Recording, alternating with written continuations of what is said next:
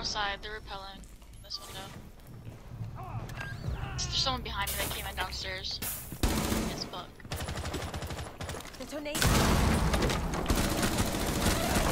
Ying's dead. Oh shit. They made a prone hole to get through a barricaded museum. I don't know if they came in though. Sophia just came in above me. There's a guy right next to me.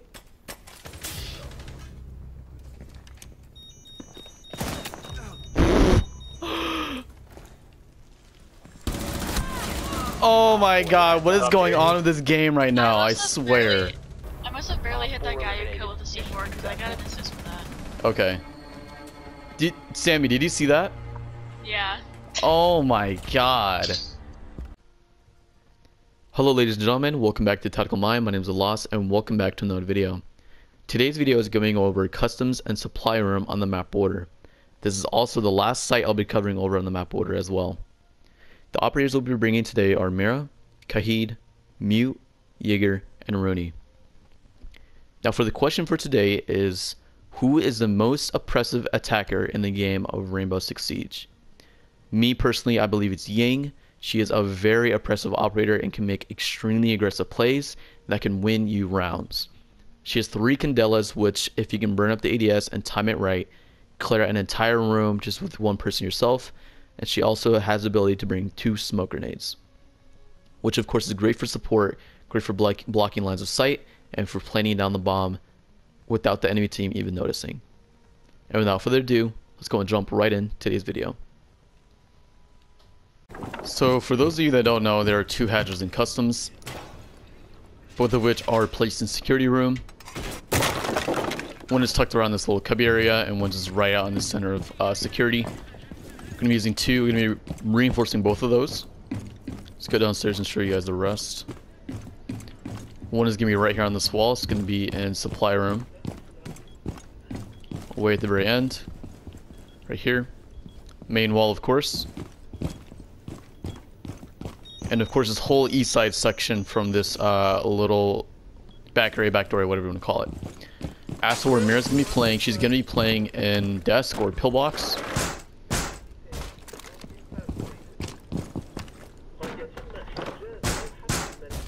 Be a very interesting play. I know you guys might have a lot of questions about it, or might ask me what the fuck what the fuck am I doing overall.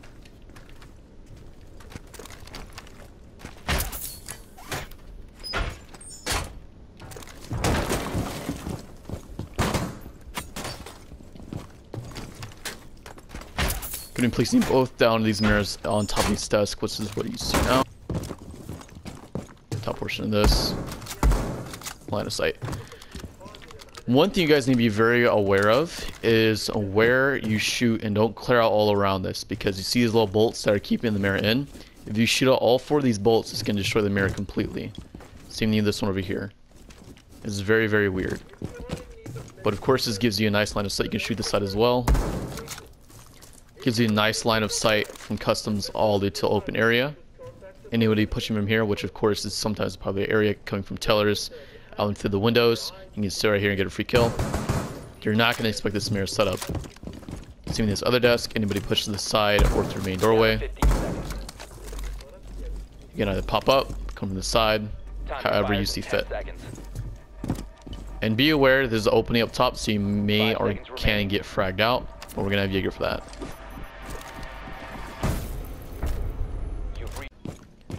Bringing Kahid is an absolute must-have in the first step when it comes to defending customs. Just like the example and everything I was talking about in Oregon when it comes to kitchen and defending kids in dorms room, if you lose control, your roamers lose control in the top portion of the map, they're going to eventually open up hatches, they're going to open up all this entire fucking ceiling if you have any soft breachers, and it's going to put immense amount of pressure on the defenders. There's not a lot of police you can hide on site. Sure, you can go underneath this desk and everything, but it puts you in a very vulnerable position. Being prone, and especially when you're back in the corner, is not typically where you want to be at, or how you want to defend a site. There's a lot of stuff, you know, you can be shielded in some ways. Maybe the central part might be the best way, but again, you're not going to have a lot of defensive options when it comes to trying to hide vertically. Vertical play will get you killed if you don't handle it properly, if you don't take care of it properly. So of course we're going to be putting the Kite Claw. There's no fancy way for putting it on. And the one in pillbox. You need to be careful with the one in pillbox because they can be out here. In open area. And they could try to shoot it. Frame it. So I would place it back further. Around right there would be nice. So that one I would put, you know, just on this silver bar that I just put in these little vents. As for where Kite's going to be playing, he's going to be holding angles, lines of sight, and customs. You can play behind the bomb right here. Very popular area. People jump up on top of this desk, like to hold this line of sight. I'm not going to discourage or disown anyone playing this line of sight or in this spot. I'm just saying it's very popular. So playing on top of the security check, what do we call this? You're shielded from here, and you can peek from here. You can make a little kill hole. If I can make it big enough. And you can watch the window. Jesus fuck. That does not want to fucking break. But you can start here and you can watch the window. You have a nice little peek right here. Of course, be careful from this. If you want to barricade this off, that's absolutely fine. Or further back right here.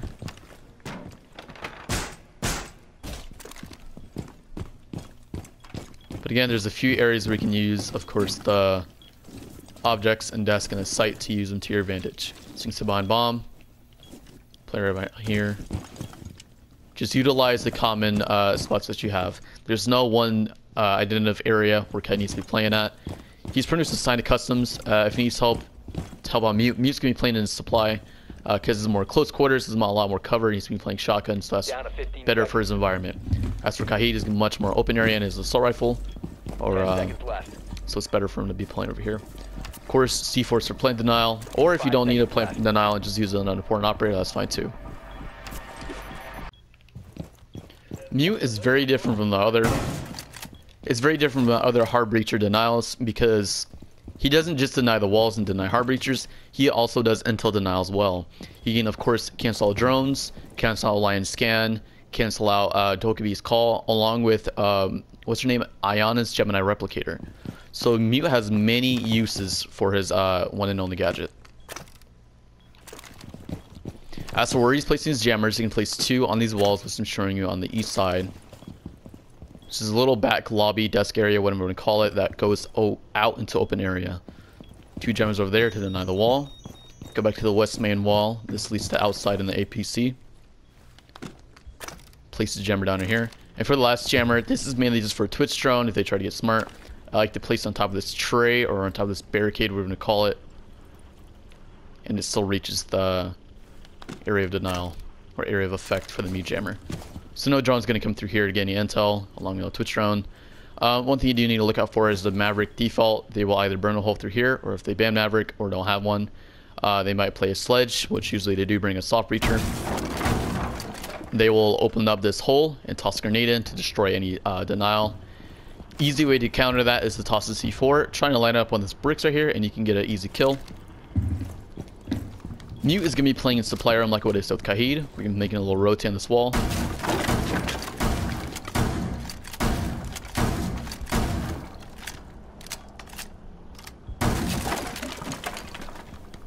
So this wall is of course for safety. Left side is a nice little rotate so you can easily flow out without flowing it through the doorway being exposed to the window. So this is a much more safer route to take versus anything else. If they're dumb enough or ballsy enough to jump through this window, then you can get yourself a free, easy kill without having to expose any part of your body. Or if you don't want to toss like that, of course you can toss it crouched. Right here. And of course you're safe. When you're playing the defensive SAS operators, Smoke and Mute, I always bring the M59. It is the best shotgun in the game. I'm going to keep saying this every single video because in case there are new people watching my videos, of course. I like to enlighten everybody in what the meta is along with what guns are best at situation. Mute and Smoke, they have great SMGs, but of course the shotgun is usually the way you want to go. Time expires in 10 seconds.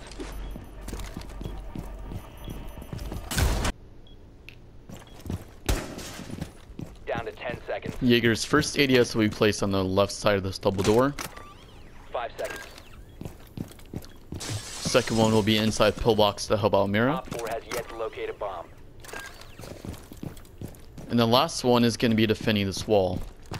Like what I was talking about with Mute, they will try a grenade, again, Maverick or Sledge. They will toss it over, and this can burn one. You can stare him. For Jaeger, I would say for maybe the first 30 seconds, 45 seconds of the round, just to do that very thing is the Jaeger trick. It's kind of a new thing. It is a new thing. Usually, plat players, diamond players, champions do this kind of stuff. You won't really see this in gold. But when the first grenade pops, pick it up, place it back down. And what that does, it resets the cooldown and it reactivates like I just did. And just so you guys know, it takes 2 seconds to place it down. It takes 4 seconds to cook a grenade. So you're going to have more than enough time to pick it up and put it down before you get killed and you get naded. Of course, it's very risky just how bandit tricking is, because if you don't and you miscalculate with bandit, of course you can get blown up and killed by thermite, thermite's charge. As for barbed wire, you can place it either down here. But since because Meat's going to be holding this line of sight onto the window, and Mira's going to be holding this line of sight in the blue doorway, watching their backs and placing barbed wire right here in the main hall, doubling up like that would be the best. Aruni's gate will also be right here too, which will be helping to deny anybody or discourage any attacker from trying to push directly into sight. As for where Jaeger's playing for the most part of the game, he's playing a play to die role in security room. Again, I'm going to bring up Oregon once more. When you're defending kitchen, it is also a defend die role. I cannot talk. Which is exactly how it sounds. You're playing until you get killed, and you're trying to be as smart as possible, not playing a suicide role. Nice, you can still get up here. So you can be a little sneaky. You don't see this a lot, but I'm pretty surprised it's still a thing. You can get an easy kill on this window. Anybody pushing up here, if they don't bother droning. Again, if you're a drone, I would just drop off immediately, destroy the drone, and relocate. That's what you want to do when you get droned out, is just reposition all together. Don't try to be smart and do the same thing what I just did there. So just hiding in corners, whatever you can to avoid drones, destroy drones, and just catch the attackers or entry fraggers off guard.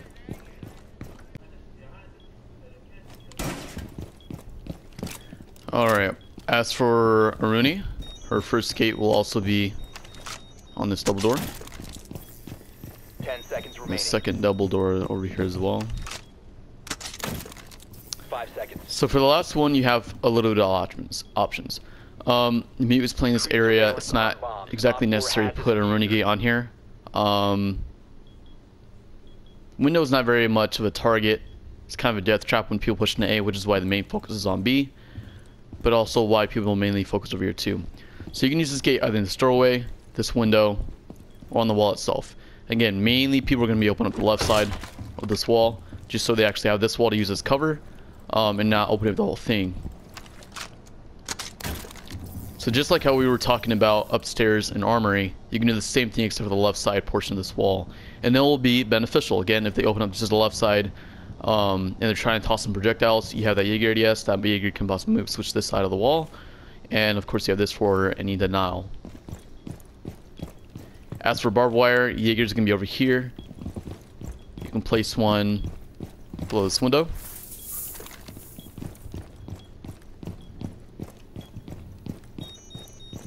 And you can place one right outside of customs. Aruni is going to be the second roamer besides Jaeger. She's mainly going to be roaming on the first floor and also flowing upstairs if Jaeger ever needs help. Again, I'm going to stress this out enough because I like to stress out the important details of defending a site is vertical play. So if Jaeger absolutely needs to help to play vertically up in security, give him that help if you are the one playing Aruni. Again, for the first minute or so of the round, pay attention to tellers. People like to come through tellers. Sometimes Ash likes to run and rush through here, along with Ash may possibly rush through the main doorway. I know those are very popular push points for Ash. Ash means to do.